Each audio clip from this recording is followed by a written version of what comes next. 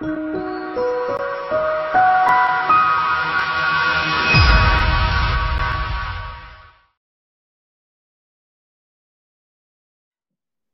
everyone. This is Gulmiki Saleh, the host of Speak Up with Gulmiki. I am the author of Princess Diversity, the Golden Rule. Today we have Imam Zia, who is the founder of MakeSpace, and he will be speaking on the topic of the Golden Rule in Islam. Speak Up with Gulmiki is a talk show that focuses on a holistic approach to tackle hate by promoting understanding, goodness, and empathy.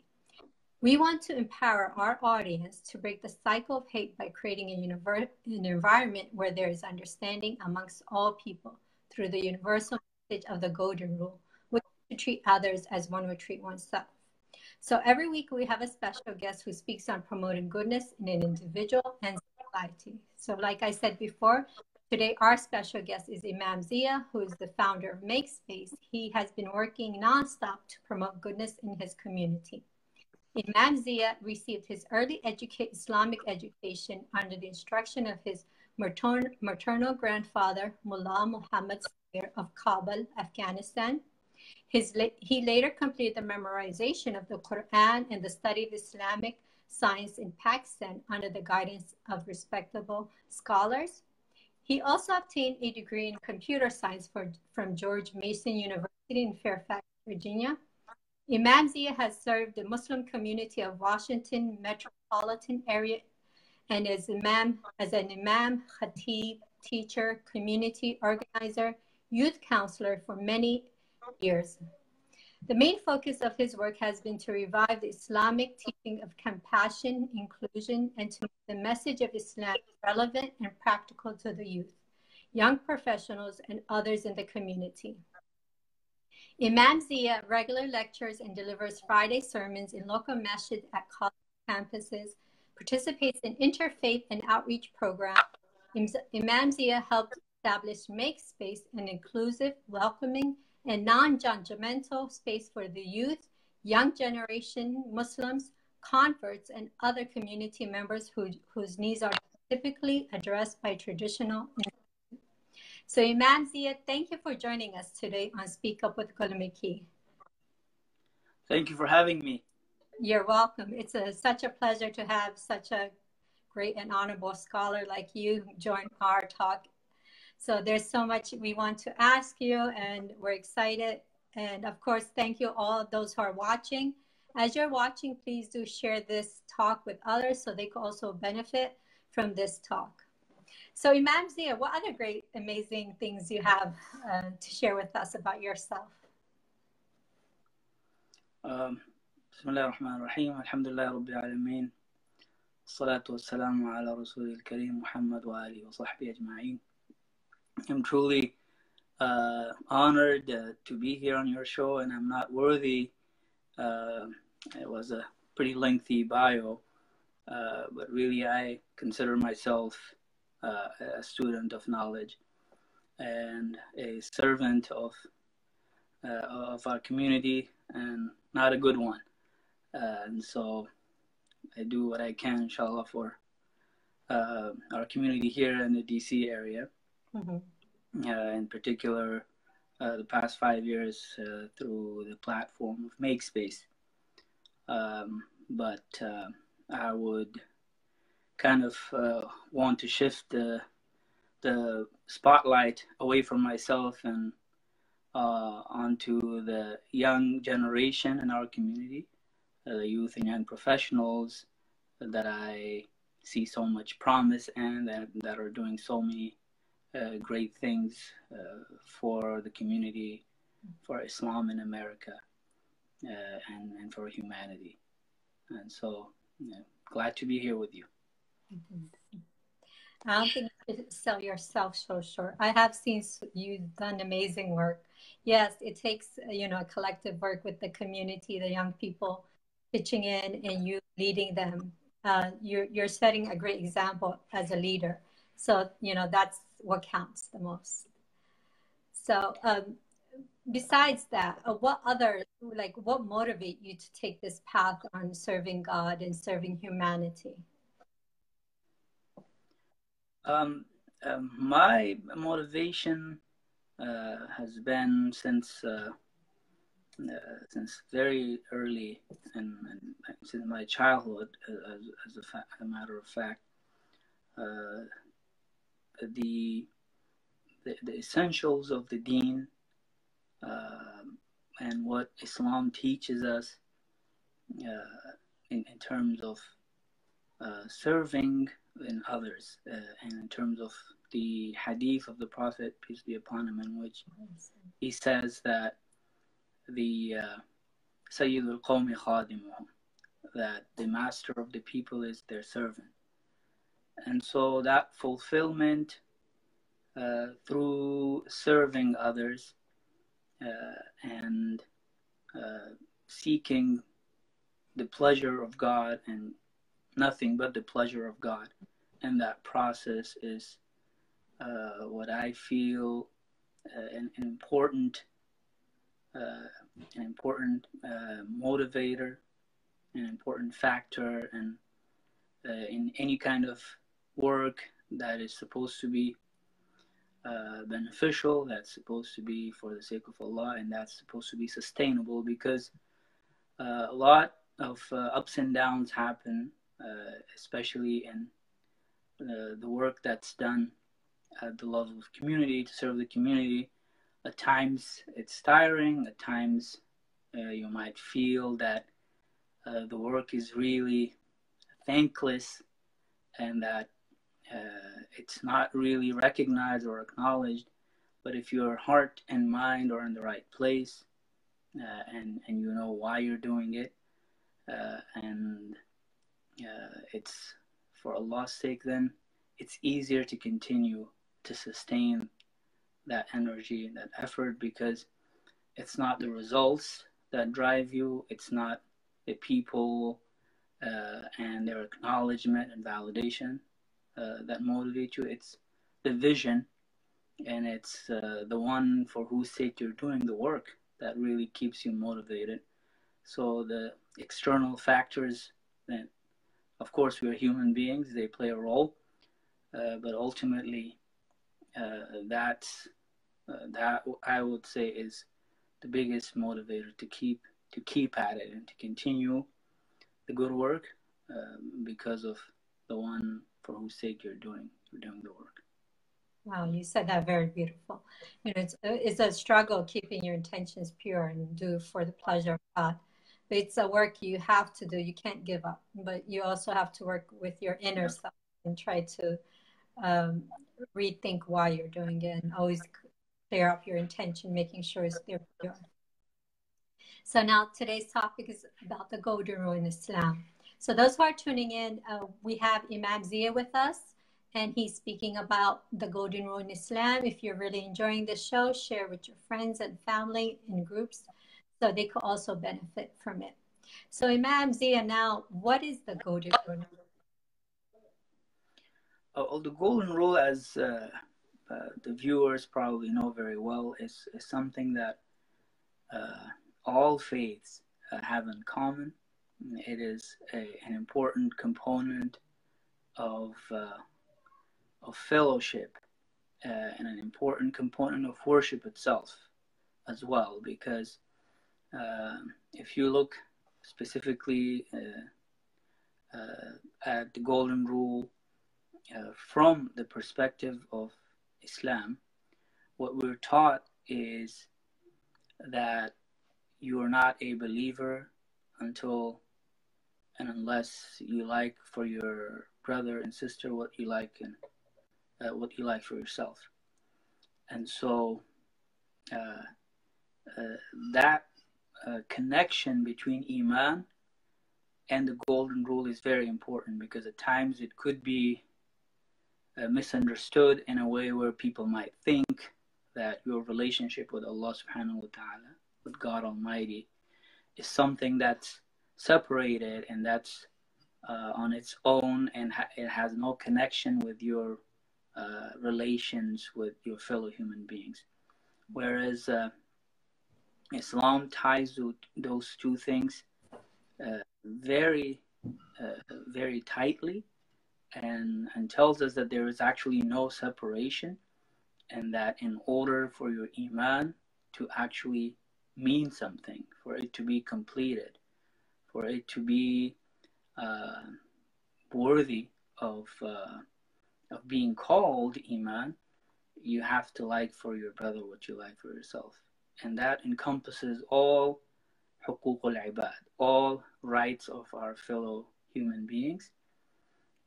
And the hadith that talks about this is very well known. لا يؤمن أحدكم حتى يحب لأخيه ما يحب لنفسه. And we translated it earlier.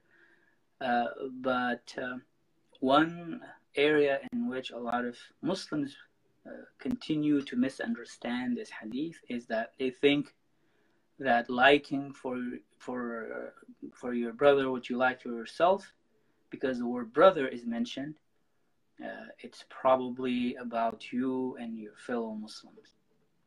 Imam Nawawi rahimahullah, a very respected scholar of the earlier times, he and an expert in many sciences of Islam, he says in explanation of this hadith of the Prophet that this brotherhood that's mentioned here, or sisterhood by extension, that's mentioned in the hadith, is not something that's restricted to religion. Your brother or your sister in humanity is fully encompassed in this hadith. So the golden rule is something that brings us together with all of humanity.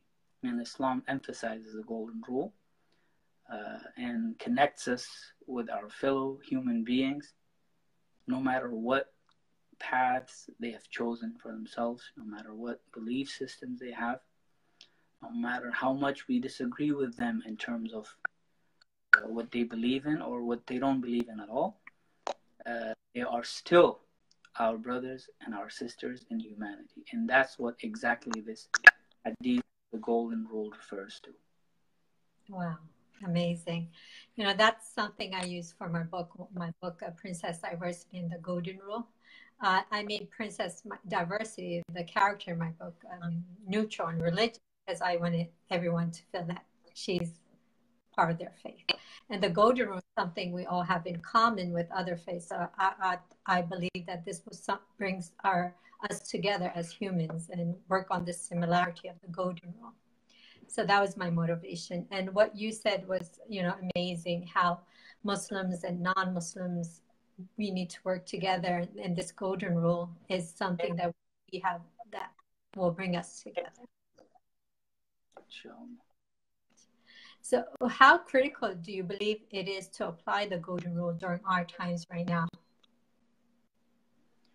Well, more than ever, this is a time in which we need the good people out there that belong to various faiths to come together and to start with very basic principles. And the golden rule is the best place to start, because the golden rule not only gives us a platform to do good and to like for others what you like for yourself, it also tells us that we bring others and bring them together, and we treat them as equal to ourselves despite our difference. And that the assumption of the golden rule is the belief in the essential goodness of all human beings. To start with that, in this era of mistrust, misinformation, and so much hate out there, this is, in times of peace and times of people getting along, of course, it's still important to highlight the importance of golden rule and to treat one another based on the golden rule. But in times of crises, and times of when hate rears its ugly head, And when communities are starting to be to hate one another, and there are individuals that promote that kind of hatred, is when it's most important for people of goodwill, people of understanding, people of insight to come out forcefully and to reject hate, to reject violence, to reject otherizing others, and to focus and really emphasize the oneness of the human family. That in our diversity, we are still one, and this is a sign from the signs of God that we have so much diversity in our languages and our skin colors and the backgrounds that we all have. And in all of that, there is a unity, and that unity is that we're all from one source, and that we are all brothers and sisters in humanity. So it's this effort that you are pursuing is just so critical and so important, and it's the need of the hour. And I think every faith group should dedicate a big chunk of their work to emphasizing the golden rule, to emphasizing treating others like you want to be treated. That's the only way for us to fight back and to push back against some of the prevalent hate out there. And there's a lot of that, but there's also, we need to stay positive and optimistic. There's also a lot of good that's being done. What you're doing is an example of that, and what many others in our communities in this country and around the world are doing are great examples of that. So it's important to remain optimistic, and it's important to push back against hate by emphasizing our common roots, and by really bringing to the forefront the reality that we as human beings, what we have in common is far more and much more than what we don't have in common, and that what unites us overwhelmingly outweighs what divides us. Wow. Very good. Thank you. Thank you for your kind words. I think everyone just needs to plant their seed of goodness. And when we all plant, we'll have a forest of beautiful trees that promote good. So you're doing it at your end, and I'm doing it on my end, and there's others who've been doing it. So everyone, like sometimes a lot of people think that I'm only one person, what can I do? As long as you could change yourself, change your family, change your neighborhood. That's what we need. We don't need to change the world. Everyone is out there promoting goodness. Like you said, there's people out there that are doing it. It's just our voices need to be louder than haters. So our voice needs to be echoing through the world with goodness. So those who are tuning in, we have Imam Zia today. He's talking about the golden rule in Islam. So Imam Zia, today our children are being raised, and there's a lot of issues going. They hear all this hate. How is it important for us to teach our children, for parents and teachers to teach the golden rule to them? I'm sorry, I missed part of the question. How is it important? Why is it important for parents and teachers to teach the golden rule to the children?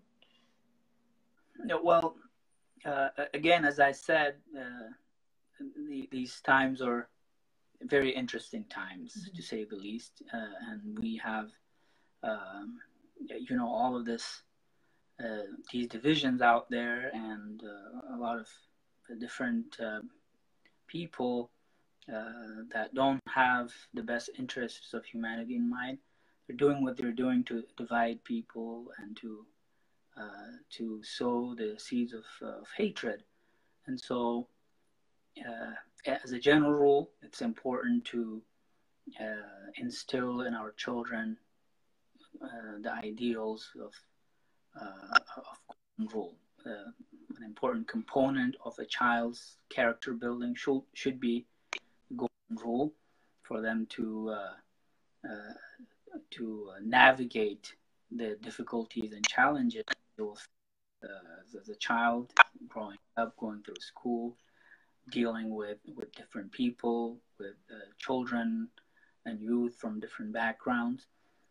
So the golden rule is that fundamental, foundational element that will equip them with what is needed for them to survive and to thrive and to be agents of positivity and of service and of just bringing people together and of spreading trust and spreading an ideal in which we always start off with respecting others and thinking good of others.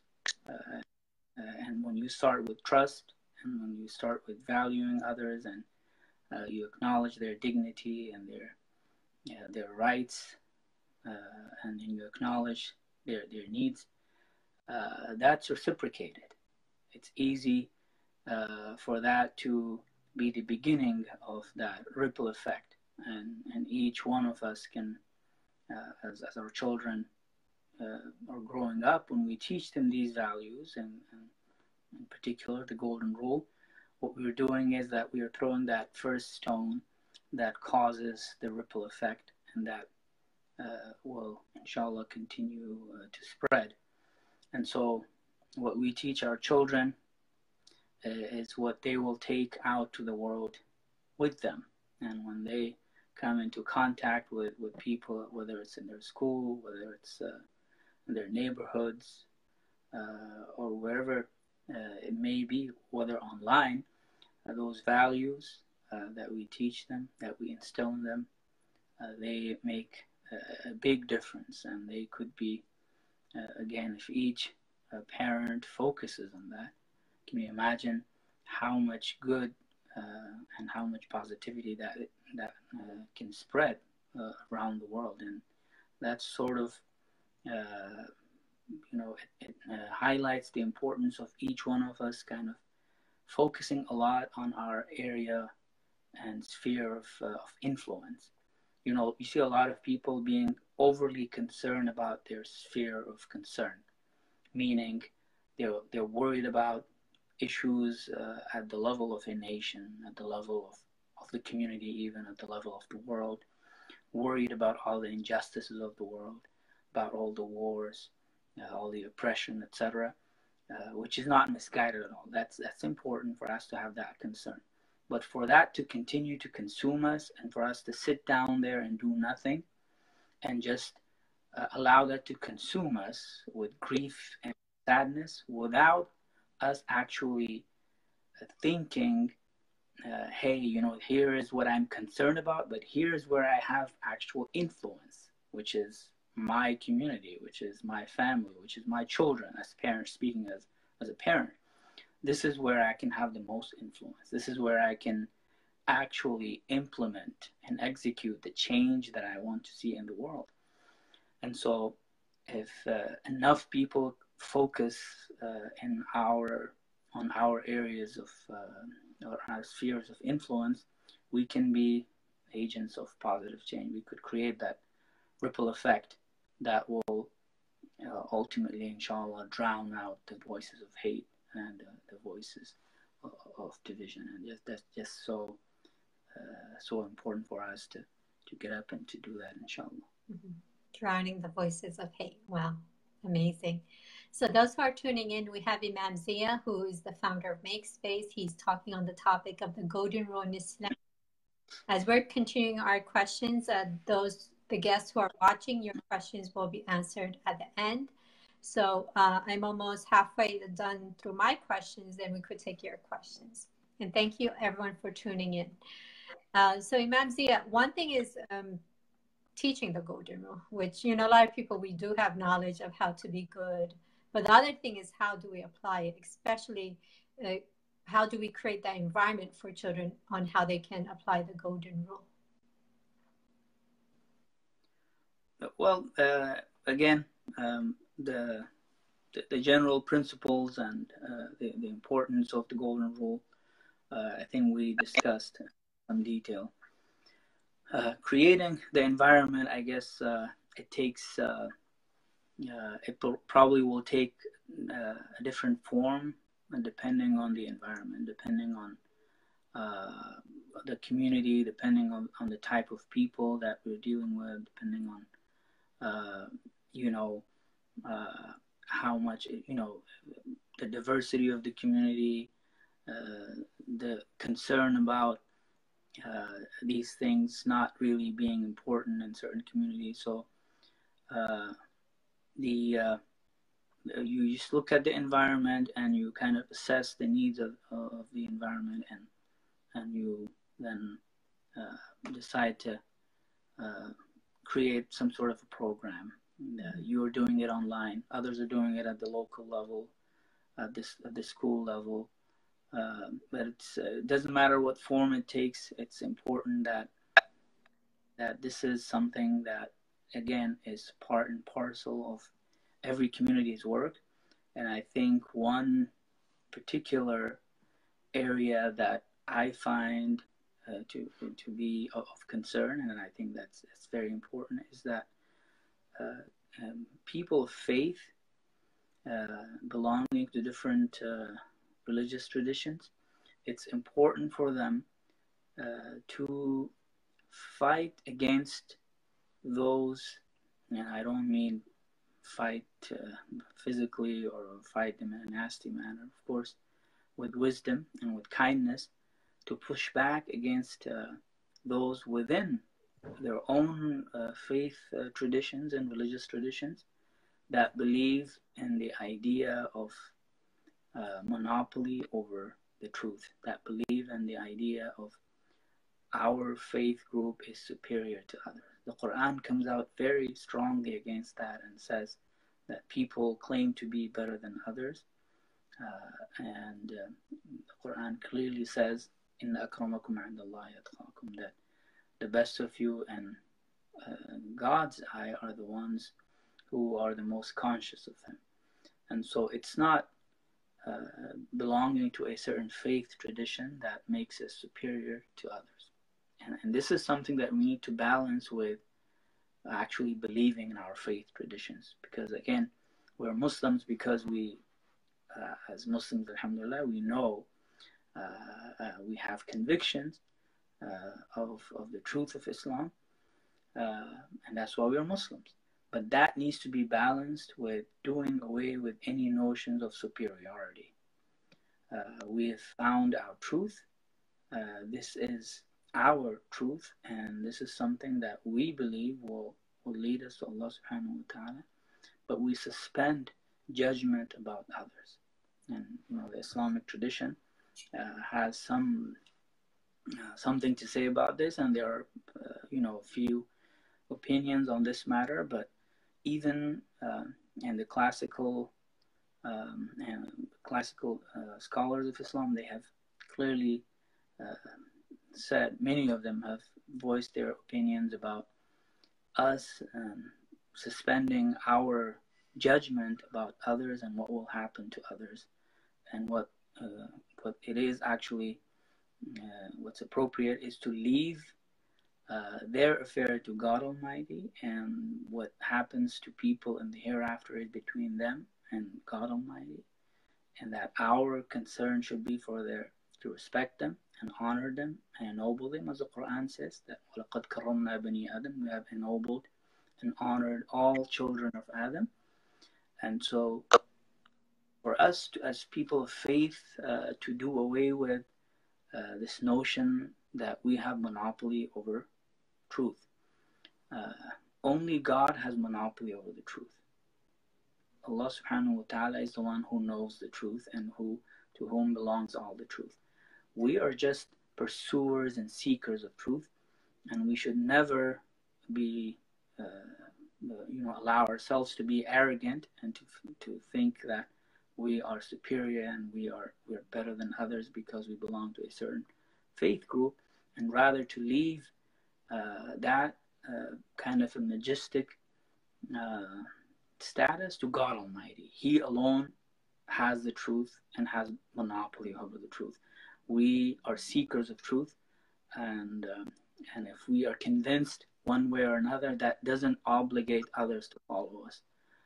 We have to be able to explain our positions with wisdom and with kindness. It doesn't matter what kind of a response we get, whether our explanation and our message is accepted or rejected. The Prophet ﷺ has been told, and it's the story of the Qur'an repeatedly to all the prophets, that God Almighty tells them that your job is not to shove the truth down people's throats. Essentially, it is your duty to convey the message and leave the rest to God. So even the prophets who are the most intimate with God and who receive direct revelation from God, and there is no level of conviction and strength of belief more than a prophet. Yet even a prophet is told that your job is to deliver the message, to convey the message. The rest of it, leave it to me.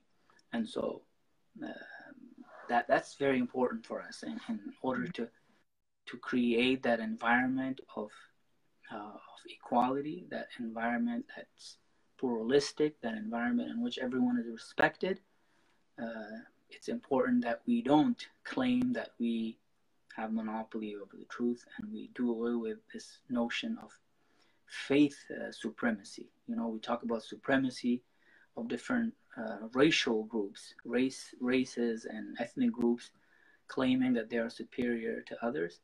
But it is also true of faith groups, where certain faith groups can claim to be claim supremacy over others. It's important for us to do away with that, and that can be easily reconciled and balanced with your firm convictions in your religion. For us as Muslims, alhamdulillah, we can have our firm convictions in Islam, and we can be strong Muslims, but at the same time, we don't necessarily have to claim to have monopoly over the truth and to have supremacy over others, and rather to consider ourselves seekers of truth, and that God Almighty alone is the one who has all the truth, and that we need to approach all of our fellow human beings from that perspective, and deal with them with dignity and respect, and ultimately allowing them and their affair to be judged by God Almighty. Wow. A lot of people who are probably hearing you, they might be shocked to say this is not the Islam we know, whether it's the extreme Muslims or whether it's those out there who are trying to label Islam as extreme and haters and killers. So what you're saying is very beautiful. It says the true message of what Islam is. And me, myself, studying Islam, I would go and open the Qur'an or open the Hadith and try to find where it says to kill the Christians or kill the Jews or be disrespectful to other faiths or harm people. So I would try to research it and try to find anywhere in the Qur'an or the Hadith where it did state it. But nowhere did I find it. The more I studied it, the more I found the golden rule. It was like the core message of Islam. One of the core messages of Islam is humanity, taking care of humanity and loving humanity and caring for it. So, it just, we just, I guess, a lot of people, we don't bother to go open a book and read or go research or ask. And we hear news and we believe it. We don't question. We blindly follow what everyone says. And that's sad. That's something that's happening a lot in our days, especially we're in a time of where knowledge is easily accessible, but we don't take the time to learn and explore. Even, us Muslims learning about other faiths, we have so much similarity. If we open the Bible sometimes, I open the Bible, sometimes I'm thinking I'm reading the Quran because of our similarity. And that's the sad part today, when we have access to knowledge, but we don't seek it. And that's where, you know, the ignorance will go away, and then we will start having tolerance and respect for each other. So those who are tuning in, we have Imam Zia, who is speaking on the topic of the golden rule in Islam. He's the founder of MakeSpace. So continuing with our questions, so we have some, about 10 more minutes, we'll go with my questions, then we'll ask questions from the viewers. I saw 2 questions already, so we'll ask those questions, and if anyone else has questions, they will ask. Probably answer this, but if you want to skip, let me know. What are some of the lasting effects on a child who learns the golden rule during childhood, during their childhood? Yeah, I think we covered that, but you know, in a nutshell, they, you know, they become sort of the bearer of glad tidings of positivity, and that's reciprocated. So they, you know, that's present. We see it, you know, in practice. You know, when I look at my children, when they're out there and they're trying to be nice to other children, it's easily reciprocated. And so I'm hoping, inshallah, that continues as they grow up. And when I think of that being done by enough people, that creates so much positivity. And I think it looks like that is probably lacking, and that's why there is the amount of hate that we see out there. And so more of that needs to be done. Yeah. Do you think one of the reasons is because we live in a world of individualism, selfish, where we it's just about us, iPhone, iPad, it's fulfilling our own needs, our own desires and wants? Do you think the consumerism, all this has an effect on why we are not respecting others, besides just having the ignorance of not knowing other people and not taking the time to understand people of other faith or race or nationality? Absolutely. That's absolutely part of the reason. Materialism, consumerism, and this idea of glorifying the self and always pursuing validation, pursuing being better than others, which is unfortunately aided and abetted in a large part by social media. That's part of the problem. That's part of the problem is that you know, there is not a lot of focus on we. There's a lot of focus and a lot of tools available to magnify and to glorify the I. And so, you know, social media and other platforms and technologies, there's so much benefit, so much good in them, but there's also these are tools that are that have been used to affect these things very adversely. And so that's really part of it, the consumerist aspect of our society, and the materialism that's spreading. That's part of the problem. And I think people of faith are in the best position to address that, because their inspiration is from their traditions, and the religious traditions focus on humility, focus on serving others, focus on building communities, focus on the we.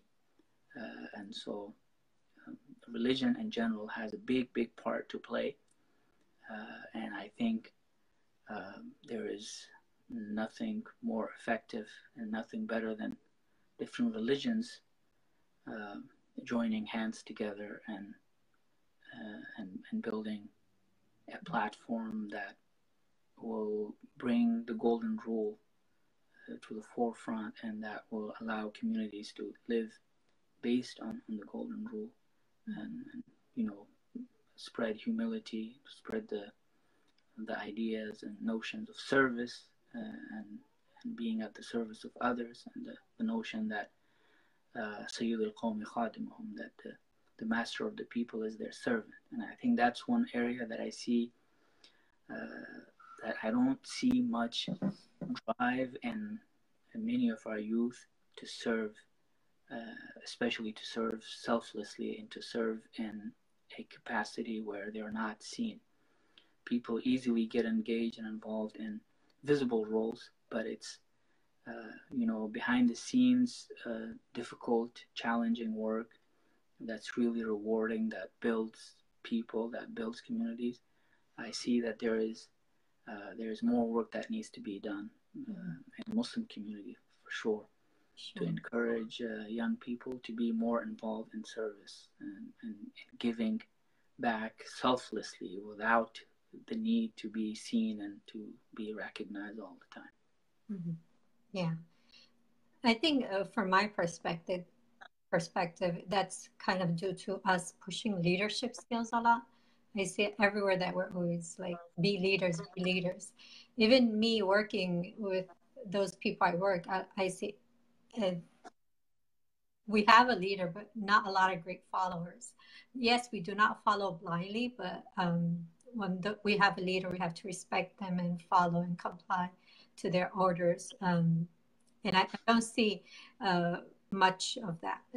I mean, we do work on collaboration, but we don't really work on how we should be good followers, whether we're at work or as a student or as a child, even, teaching our children to be grateful to their parents. So I see a lack in that. Yeah, in fact, our tradition kind of changes that paradigm. It actually teaches you that, if you want leadership, you have to serve. Sayyid al-Qawmi khadimahum. It's the servant that's the actual leader. It's not the person that's nominated or elected as a leader. That's the true leader. The true leader is the one that serves. That's that fulfills the needs of people, and so that's the example of the Prophet ﷺ too, that when he said, for me to walk with a brother of mine to fulfill one of their needs is more beloved to me than being in seclusion in the masjid for 1 month.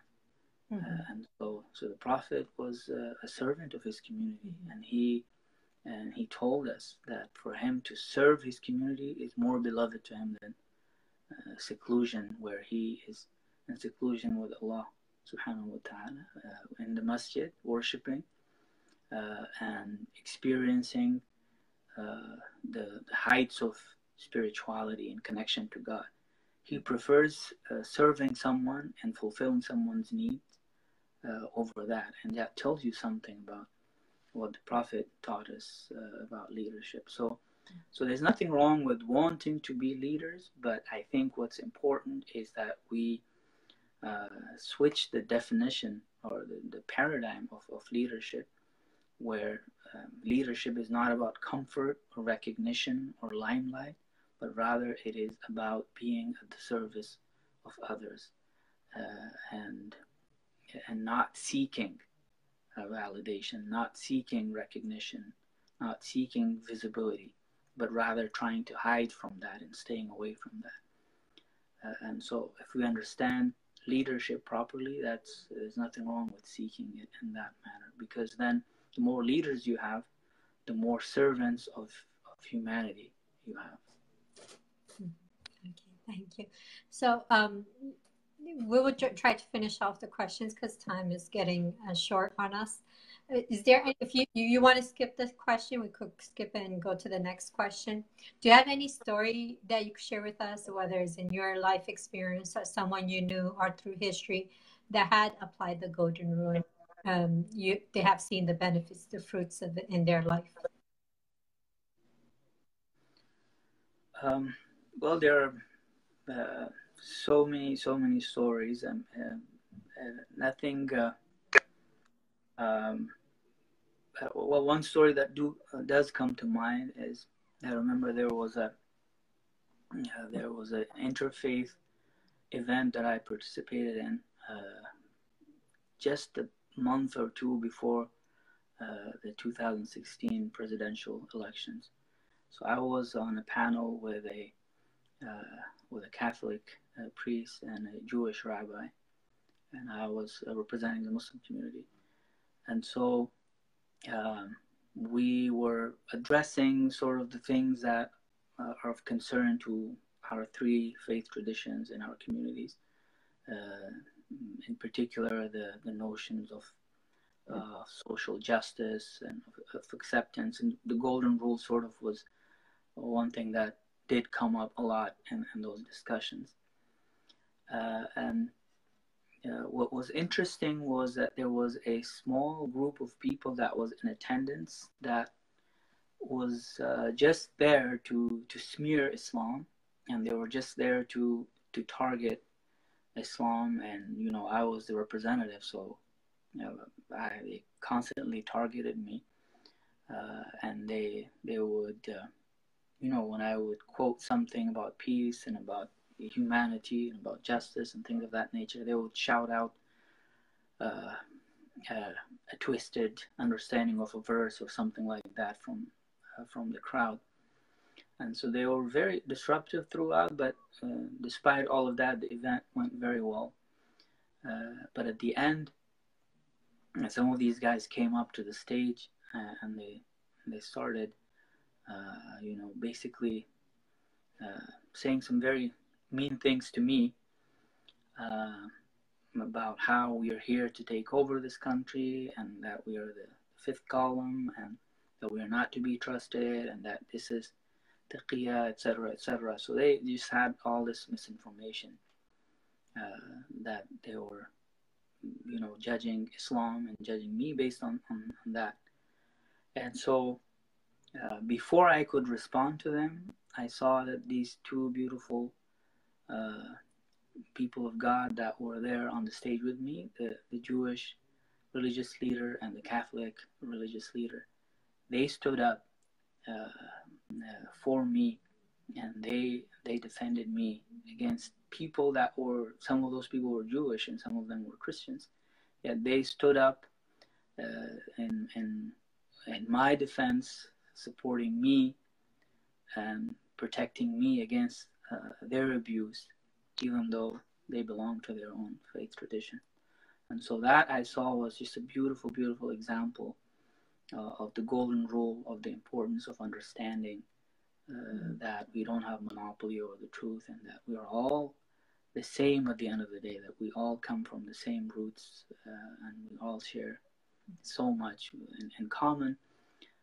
And so I saw that it wasn't just, it was supposed to be just talks and discussions, but I saw it took a turn for someone to take a stand. And these people, they could have ignored it. They could have said, you're on your own, you can answer, their questions and whatnot. Yet they stood up and they did not allow them to abuse me.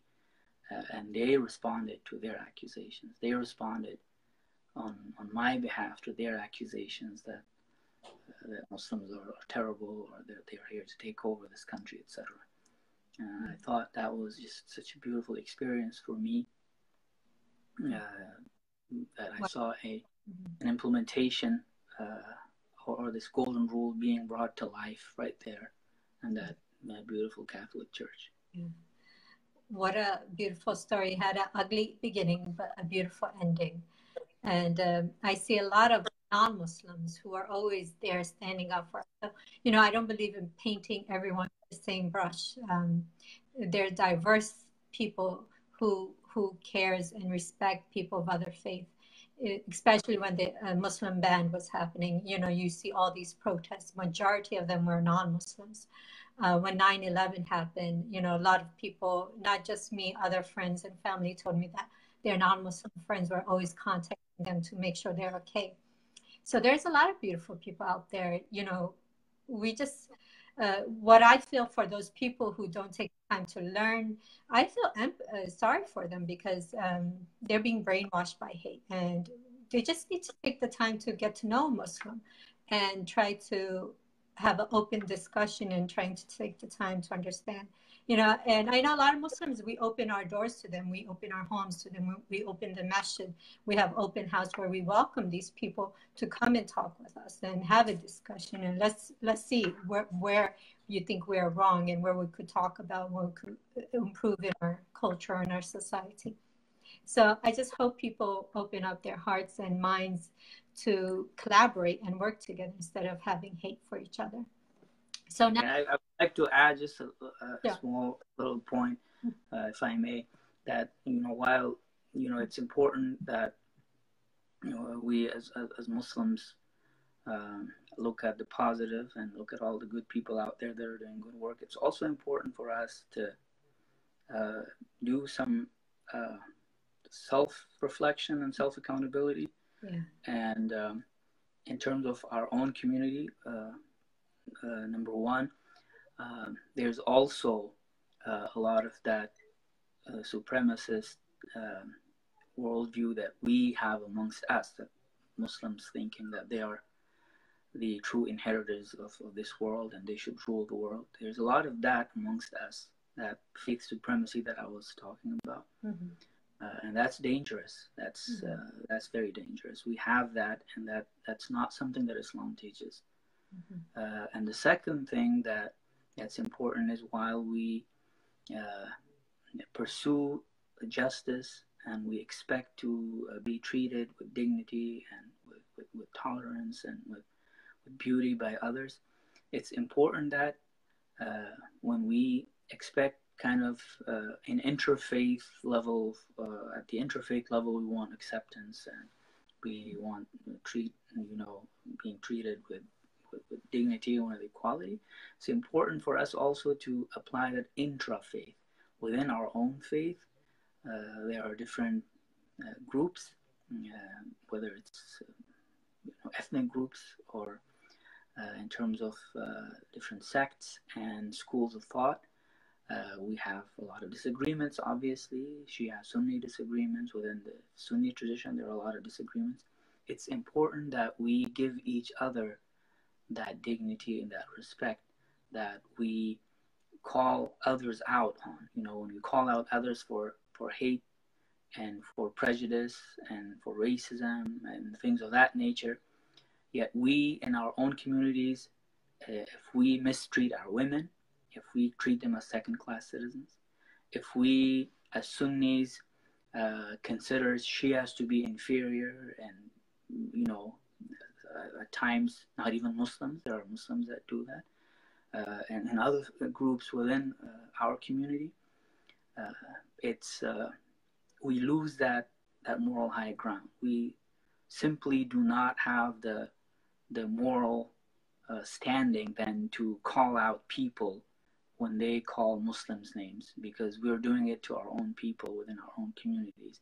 Mm-hmm. And so that's important, that we clean up our own house as well, and that we work on being those role models and those examples that we want to see in the larger society. We want acceptance of everyone. We want to be treated with dignity and with respect. We have to be able to give that to people within our own communities in order for us to be taken seriously. Yes, I couldn't agree more. What you said is so true. The ignorance comes from us too. A lot of us, we don't take the time to study our own faith and see what really God is telling us, or what Muhammad sallallahu alaihi wasallam is telling us.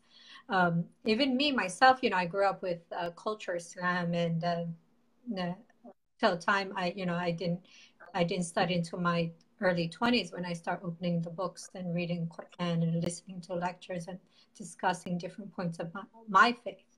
Before that, it was just culture Islam, following the Hanafi madhab, and we thinking we were superior or whatever. So, I tried to get myself out of that ignorance, and I tried to see for myself what Islam is. And like you said, working on my own self first. So, if a lot of our Muslims try to open up the books, open the Quran, and open with the open heart and learn Islam and study Islam, they'll see the beauty.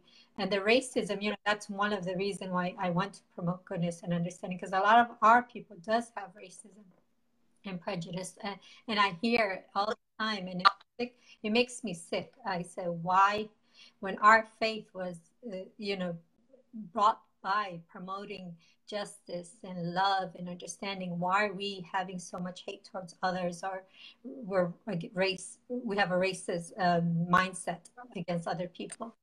So this is a beautiful topic, and we could go on and on, but we need to continue so we could wrap up in about 10-15 minutes. So Imam Zia, you are the founder of MakeSpace. How does MakeSpace fall into the teachings of the Golden Rule? I know through the history of MakeSpace, you were motivated to create this space for people to come and learn about Islam and practice it without judgment. So now, how the Golden Rule is implemented in there and more promoted. Well, I think the Golden Rule is one of our sort of founding principles because we focus on this environment that's non-judgmental, that's open, that's welcoming, where everyone is treated equally and everyone is expected and encouraged to respect others and treat others with dignity and accept them for who they are at their particular level of faith, because we believe that each one of us, we have our own personal copy of our religion that we are practicing, where Islam is one, of course, but our experience with it is unique. My experience is unique with Islam than the experience that you have or Ahmed has or Fatima has. So we all come with our own personal copies of the religion, and it's important to respect that. We are all at on different chapters. Some of us are at the beginning. Some of us are in the middle of this book. We have forgotten. We are starting over, and so it's the importance of that sort of understanding of not expecting uniformity, because that's just not human. The Prophet ﷺ did not establish a uniform community. He did not expect uniformity. He answered the same question that was asked based on the level of the person he was dealing with. He would respond to it very differently, even though the question was the same thing. And so to understand that is just so important in order for the Golden Rule to be that foundational element of any community. Mm-hmm. So what last words you have for the people who are watching, whether they're the youth or the adults? What last message do you want to give them before we wrap up? Well, we have the month of Ramadan is upon us, and it's a great and a blessed opportunity for us to reconnect with the Qur'an, reconnect with the divine. Mm-hmm. That's the theme of Ramadan actually at MakeSpace this year, is to reconnect with the divine. And so the implication is that we all fall short and we all forget and we all slip. And God Almighty gives us an opportunity every time to reconnect with Him. And the month of Ramadan symbolizes that opportunity, even though it's not limited to the month of Ramadan, but it is one big, giant symbol of that opportunity that God gives you to come back. Because if this was about you have one chance, there will be only one Ramadan in a lifetime. But He gives us this every year to make us realize that you can always come back and reconnect. So it's an opportunity to reconnect with Allah subhanahu wa ta'ala, and to reconnect with our community as well, because Ramadan is communicating and connecting with Allah subhanahu wa ta'ala by connecting with others. That's why we have this whole Ramadan experience of iftar, of tarawih, all of it brings people together, and it brings fellowship and worship together, and one complements the other. You don't have fellowship without worship, you don't have worship without fellowship. And so to approach this Ramadan perhaps slightly differently, and to approach it in a way where we kind of need to look back in the year that has gone by us, to reflect on all the lessons that we can learn, and to see how the month of Ramadan can help us heal those wounds that we may have caused or may have been exposed to, and how we can truly make Ramadan an expression and a platform for the golden rule, because many times people view Ramadan through very narrow lens of just worship in a very limited, narrow interpretation of worship. We need to kind of expand that. The Prophet ﷺ was the most generous in the month of Ramadan. He has to do everything with the golden rule and with the rights of our fellow human beings. And so, while we worship Allah, read the Qur'an, we read Taraweeh, we make dhikr, we also need to realize that the month of Ramadan is not about abandoning others. It's actually doubling down on doing things for our fellow human beings. Sadaqat al-Fitr, Zakat al-Fitr is just an example of that, symbolizing the importance of caring for others. The lesson of the month of Ramadan,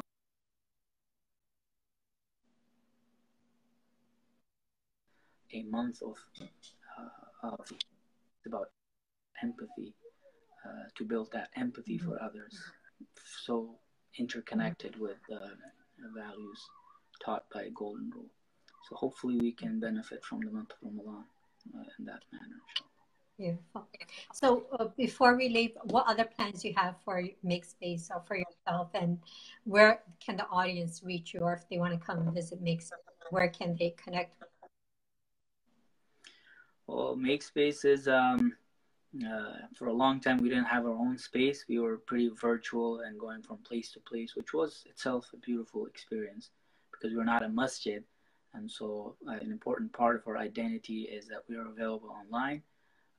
But we also have our headquarters now in Alexandria, Virginia, which with a space that's sufficient for mid-sized classes and meetings, etc. But we also are praying Taraweeh this year at a fire station across the street from our office, and that's just an example of how we work diligently with our neighbors from the community to build those bridges. And as a result of those bridges, we are now able to use this facility for the month of Ramadan. So we'll be praying in a couple of different fire stations in the Alexandria, Springfield area, and more information can be obtained by visiting our website, imakespace.com, as well as our Facebook page, facebook.com/imakespace. Hope to see you guys, inshallah, here. If you live in this community, if you're visiting, hope to see you one of those nights during Taraweeh. You also said that you have some Quran reflection program going on during Ramadan. It'll be part of Taraweeh. So we want to make our Taraweeh, a more enlightening experience. So it's not just about Taraweeh. There's always a talk about the verses that are recited. We also, an important feature of our Taraweeh is we have sister speakers that come up and share their reflections and their knowledge, and that's an important area. We empower our sisters, and there's a lot more that we do. We'll have iftars for like mothers and daughters, and sons and fathers. We have an interfaith iftar. We have a diversity night. So we have a lot in store for the community. Wow, amazing, wonderful things happening in MakeSpace. So I will put the information down below in the comment bar after our talk, and you could just go there and visit their website or their Facebook page to get more information on what's going on. Zia, I hear your voice is, you sound a little sick. I was going to ask you if you could recite Surah Al-Fatiha for us, because you are Hafiz of the Qur'an. And do you feel up to it? Sure. This one lets me. This is Summer, guys. Assalamu alaikum, Summer. How are you, baby? Okay. We're going to listen. We're going to recite Surah Al-Fatiha, okay? أعوذ بالله من الشيطان الرجيم بسم الله الرحمن الرحيم الحمد لله رب العالمين الرحمن الرحيم مالك يوم الدين إياك نعبد وإياك نستعين اهدنا الصراط المستقيم صراط الذين أنعمت عليهم غير المغضوب عليهم ولا الضالين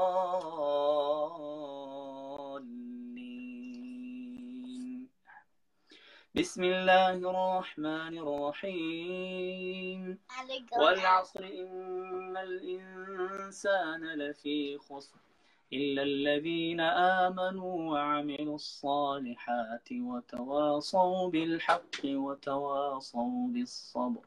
صدق الله العظيم. Bismillah. Very beautiful. Beautiful voice. Has blessed you with alhamdulillah. Yeah, it's magnificent. There's a few questions, if you don't mind answering them. If you need to leave, you could leave, and I'll just wrap up. So a lot of people said hi, assalamu alaikum. We say hi back. Thank you for tuning in. A lot of prayers are in our chat box. I saw Lydia. She had a question. How can adults turn grief and sadness into the golden rule rather than it becoming anger? That's a heavy one, because my father is going through a difficult time with he has stage 4 cancer, so please remember him in your du'as. And it could be challenging. It's not an easy question to answer. It could so easily grief and these types of challenges and illnesses can turn into resentment towards God, resentment towards others who you feel are not doing enough for you. It's important to keep the bigger picture in mind, and to keep our reality in mind, that ultimately we are travelers in this earth, that we are not here to live here forever, and that we eventually must move on to the next life, the next stage. And it's important for us to understand the test and trial element of this life. That an important part of our lives is that it's a test, and there are different levels of tests that we will be exposed to, and no one is immune from these tests. And so to understand the reality of these tests, and to know that they are meant to make us better, and they're all hidden messages of love from Allah subhanahu wa ta'ala, from God Almighty. And they're meant to build our character and to make us better human beings. And so when we feel those pressures, as soon as we realize that we shouldn't give in, and that we shouldn't allow grief and sadness to turn into resentment and anger, that's when we have taken the first step in actualizing these tests, making us better human beings. I pray for your father that he gets better, and may Allah bless you with the strength, and may Allah bless you with ease during this difficult time. We're very, very sad to hear about his health condition. And those out there, please make dua for Imam Zia's father, so he could recover and get healthy back on his feet. Continuing on, Sister Lydia has another question. What kind of activities in particular can a child do to promote the golden rule with other children? What kind of activities can children do? I mean, you are an expert in that area, so I'd defer to you from my experience. Anytime you give them that, that positive, healthy environment where you lead by example and you teach them kindness and goodness, they easily translate that and sort of copy those traits when they're dealing with other children. So if you don't teach them by example, and if it's just words and your actions contradict your words, it's your actions that would be that they that would be reflected in their character. So it's important for us as parents and as adults to set those examples and to lead by example. Yeah, beautiful said. Yeah, we have to set the example. By the way, Lydia is my friend. She just converted to Islam about a month ago. She will be visiting me next week, all the way from Georgia. And she's also in need of dua. So if we could pray for her health, that Allah bless her with health. And, you know, she's a beautiful soul. She's just coming to visit me. You know, we don't even know each other for that long, and she wants to come and visit me. And I think she is a great representative of the golden rule. She just wants to visit me, to spend time with me, to learn her faith. And you know, talking to her this past month since she converted, you know, like she has the beautiful quality, a beautiful soul, so kind and understanding. And you know, may God bless her with health and make hardship come into ease. She has one more last questions, and then Imam Zia, I know we took long. We'll wrap it up for you. She asked, it's really hard to have children back away from technology. And I wonder if he has any suggestions on how to do that with love, so if the child doesn't feel they are being punished. We're struggling with that ourselves. I don't think I have an answer. Yeah. But it's tough, you know. It's always important to continue to love them and to continue to be loving and kind. But with children, you know, we have somewhat of leverage. So sometimes it's not difficult to take those tools away from them. But I think one thing that me and Fatima see is that when we have an alternative for them, it's much easier to yank that phone away from them or to turn the TV off. But if you don't have any alternatives, I don't think it's helpful to turn off the TV and just tell them to be quiet and just go sit there and do nothing. If we have healthier, better alternatives, it's always doable. But it's still a challenge. It's not. It is. Yeah, it is, especially us. I mean, even though we're on the social media or we're on laptops or phones, we're doing something good, promoting something good, but our children are looking at us and we're always on it. They say, why are you always on it? And you're asking me not to be on it. So it's hard to explain to a child's mind that, you know, we're doing something to benefit, you know, the community. Yes, it is, you know, especially where parents are very busy. And so the best thing to do is setting a time limit and making sure they watch something beneficial, and having quality time, things they could do like toys, building blocks, or using chalk, reading books, doing some arts and crafts, something they could do appropriate to their age to get them busy and let them use their imagination and creativeness. That's what I try to do with my daughter. You know, I say no TV, no internet during school nights, and weekends. That's when I give her a little of it. So Imam Zia, thank you very much for talking to us. You explained the golden rule in Islam, very beautiful. You've answered all our questions, and I pray for your father, and I pray for you that Allah gives you the strength to deal with this hardship you're facing. If you have any last remarks, you could say them now, and then if you have to leave, you could leave, and I could wrap it up. Or if you want to stay, it's up to you. Okay, thank you so much. Thank you to all your viewers, and thank you for this opportunity, allowing me to share some of my limited, deficient knowledge and some of my experiences. I really appreciate it, and I ask Allah to bless your efforts and to continue to give you the strength and the tawfiq to do this for His sake, and to